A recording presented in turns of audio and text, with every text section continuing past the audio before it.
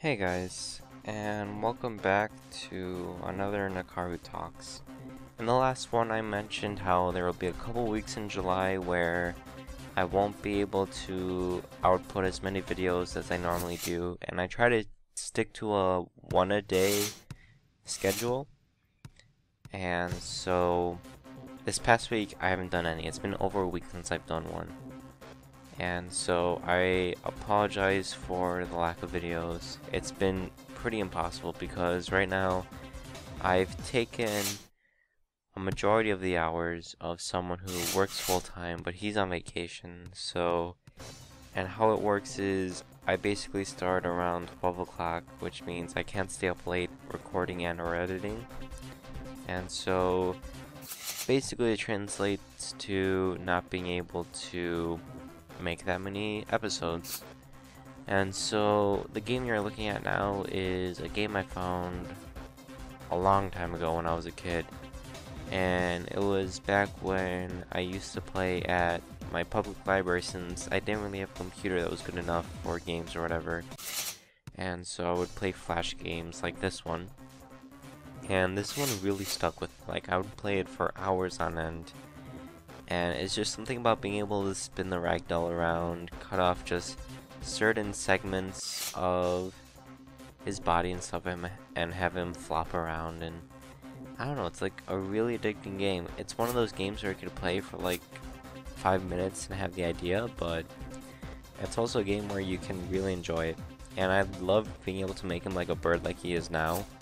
Well, I just cut his arm, but I just love how you can cut off some parts of his body, and unfortunately he does die very easily if you get anything besides the very external areas. Anyway, so I'm making this video to let you guys know why I haven't been uploading lately.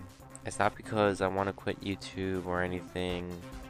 I mean, I wouldn't quit YouTube until I see that there really isn't a point where it's like I'm making videos for no one. I mean, yeah, videos are fun, but I also make them geared towards someone actually seeing them, and if there's no one really watching them, then I don't know.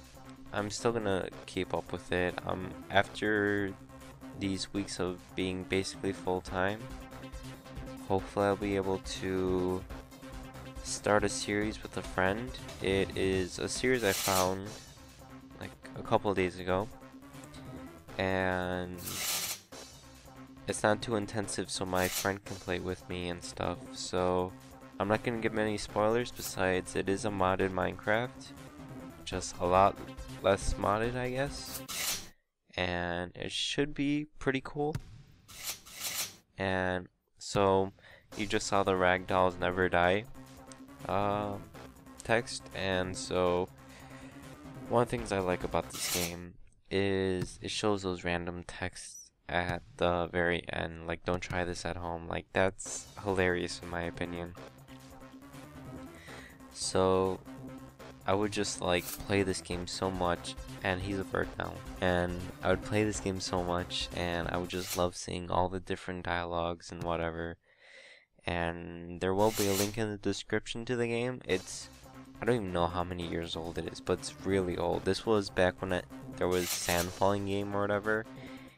Sand Falling Game was also one of my favorite Flash games. Like, I loved internet Flash games when I was little. I used to play Koopa's Revenge.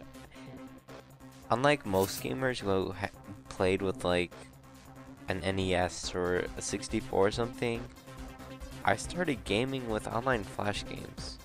Like, yeah, I did play Ruby on my Game Boy, I did have a 64, I did play some retro console games when I vacationed in Greece or whatever, but Flash games is really where I started. And I guess it wouldn't be too bad an idea to start having some Flash game videos up, but I don't really know any really good ones besides stuff like this. Like, I feel like most of you have already seen a good amount of the amazing Flash games that are out there, and some of them aren't really he's headbanging. Yeah, I love making him headbang and stuff. But I feel like a lot of the Flash games you guys have already known about or played yourselves. I mean, I don't know if it's worth just pulling up some random, very old Flash game that I loved to death when I started. And just so you guys know, majority of the games I played were like, I don't know if you guys have probably heard the site Addicting Games before it was bought by Nickelodeon, and it was like a really like up and coming website or whatever, and it would just have like the randomest Flash games, and it was an amazing website. And I would find so many games, and I would just play hours upon hours on that site.